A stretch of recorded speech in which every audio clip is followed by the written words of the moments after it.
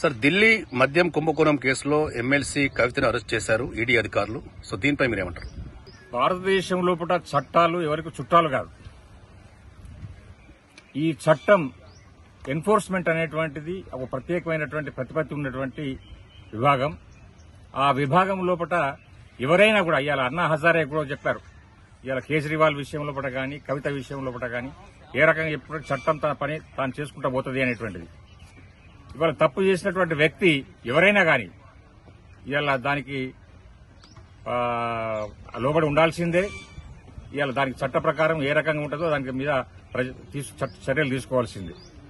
ఇప్పుడు ఢిల్లీ ముఖ్యమంత్రి కేజ్రీవాల్ కూడా ఢిల్లీ మద్యం కుంభకోణం కేసులో అరెస్ట్ అయ్యారు. ఇప్పుడు వారం రోజులు కూడా ఈడీ అధికారులు కస్టడీ తీసుకున్నారు. సో దీనిపై ఈ రోజు మాజీ ముఖ్యమంత్రి కేసీఆర్ గారు స్పందిస్తూ నిన్న భారతదేశానికి ఒక చీకటి రోజు అన్నారు. దీన్ని ఎలా చూడొచ్చు? ఇది రాజకీయంగా వాళ్ళు చూసుకుంటూ తప్పులు చేసినటువంటి వాళ్ళు తప్పును కప్పిపుచ్చుకోవటానికి కొరకు, వాళ్ళ అస్తిత్వాన్ని కాపాడుకోవటానికి కొరకు దొంగలు ఊర్లు పంచుకున్నట్టు వాళ్ళందరూ ఆ రకంగానే మాట్లాడుతూ ఉంటారు. ఇలా నేను ప్రతి వ్యక్తి విషయం లోపల చట్టం ఒకవేళ వాళ్ళు దాని పరిధిలోకి వచ్చేది ఉంటే అందరికీ కూడా ఆ రకంగానే వర్తిస్తుంది.